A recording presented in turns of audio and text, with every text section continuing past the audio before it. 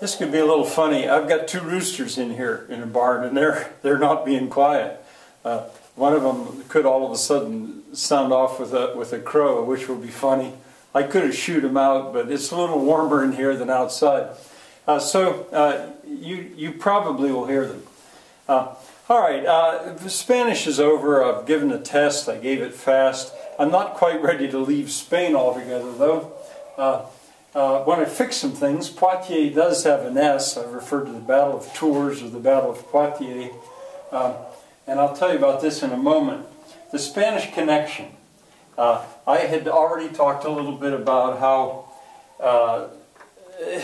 so much of knowledge, or a lot of knowledge that was lost to Northern Europe, made its way back into Northern Europe via Spain.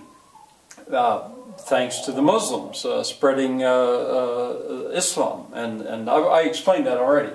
Well, I mentioned zero, the number zero. That profoundly affected math. You see that zero at that Z at the beginning of it. That's kind of like AL in algebra. That's an indicator that probably there's an Arabic influence in that word. Well, there's a great documentary called The Story of One. And it's online. You can just a couple of clicks and there you are. Topdocumentaryfilms.com is the website. Well, and then Story of One. It's an hour long. It's delightful.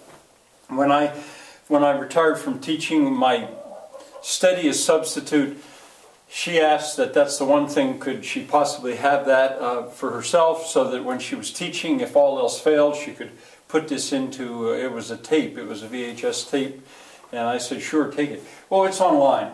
I highly recommend it. It's entertaining, and it gives you a look into that connection. See, back at the beginning of the course, I explained that humanities does not usually include math or most sciences. But there's a connection. When you look at the history of math, then, or science, or technology, then you're in the humanities. The study of human expression. And, you know, zero started in India. Well, anyway, I highly recommend that. Rhyme. There's some possibility that rhyme, as we know it, came from the Arabs through the Spaniards, or at least from the Arabs. Poetry in Northern Europe, Beowulf, for example, did not rhyme.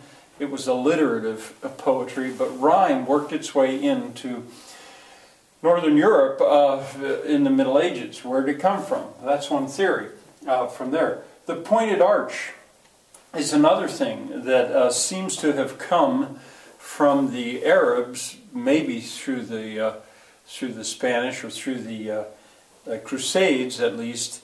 And the Romans built arches everywhere, but they were semicircular arches. They weren't pointed arches.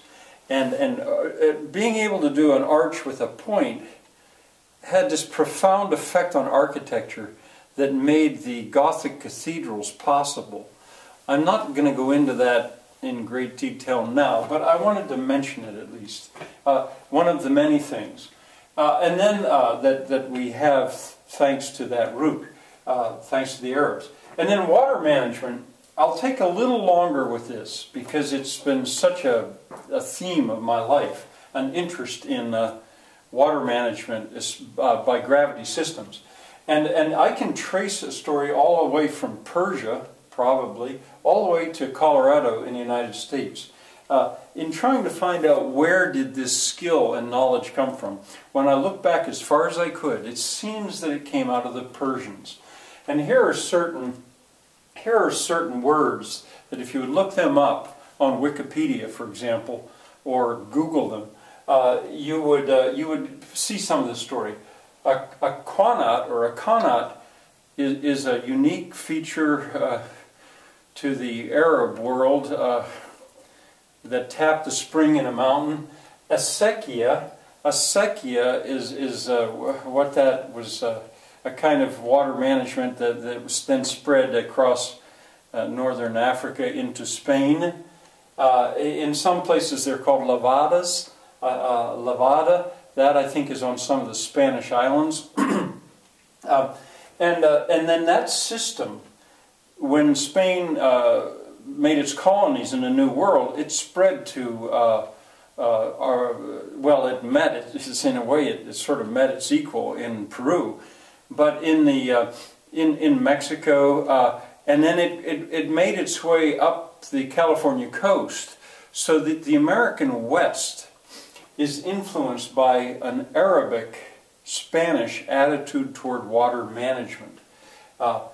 It is quite different from the American East. Here in the East, we have a set of laws called Riparian Rights, which we get from England and Northern Europe, where water was plentiful. The problem was drainage. Getting rid of extra water was a bigger problem in Northern Europe than it was in the parts that I've described. To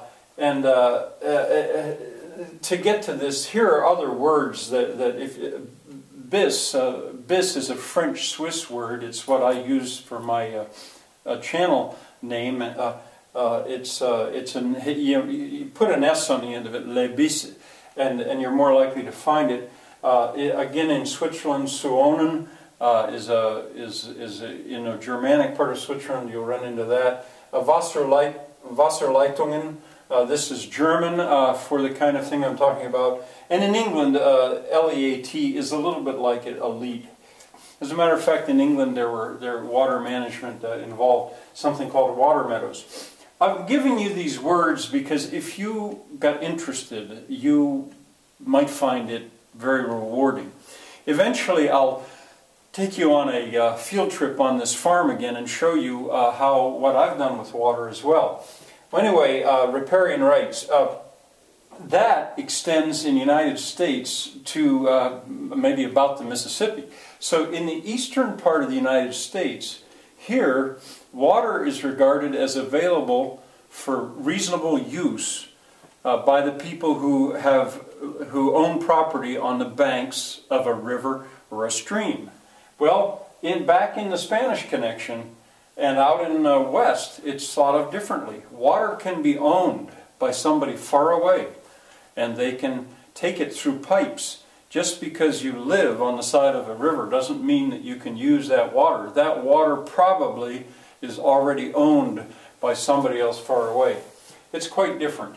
I hate in a way to go through this so fast, but what I'm doing is I'm showing you things that if they catch your interest, off you go. In the modern world with things like Wikipedia, it is so interesting. And I'm going to offer one more video today to mention another very interesting subject as part of this Spanish connection.